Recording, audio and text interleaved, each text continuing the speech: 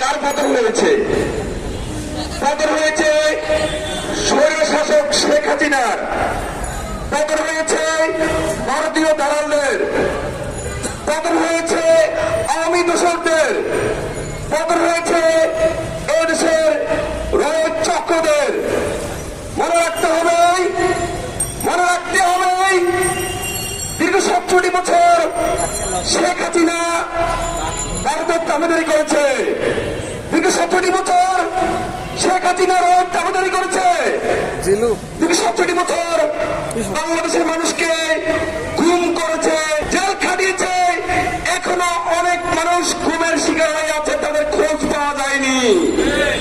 মনে রাখতে হবে, শেখ হাসিনা যেভাবে এদেশ থেকে পালিয়েছে, ঠিক যারাই এদেশে পুনরায় ভারতের দালালি করবে, রয়ের দালালি করবে, আওয়ামী লীগের দালালি করবে, তাদেরকে এদেশ থেকে পালাতে হবে।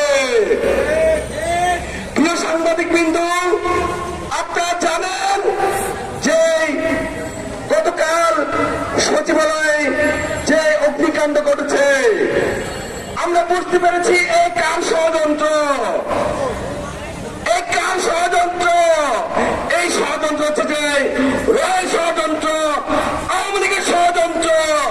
অতএব যারা সচিবালয়ে কিংবা যেখানে রয়ের দালালি করবে, রয়ের চামচামি করবে, আওয়ামী লীগ দালালি করবে, আওয়ামী লীগ চামচামি করবে, ইন্ডিয়ার দালালি করবে, ইন্ডিয়ার চামচামি করবে, তাদেরকে সেখান থেকে উৎখাত করতে হবে। প্রিয় সাংবাদিক বিন্দু, আমি দুটি কথা বলে শেষ করব।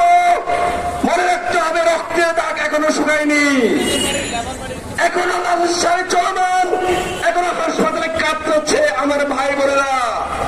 2000 আমরা 2000 শহীদ রেখেছি, এই শাড়ি পাচ্ছে 50,000 ভাই বোন আহত হয়েছে। কারো হাত নেই, কারো পা নেই, কারো চোখ নেই, তাদের জীবন থেকে গুরুত্বপূর্ণ অঙ্গহানি হয়েছে। তাই মনে রাখতে হবে, এই অঙ্গহানির জন্য দায়ী কে ছিল?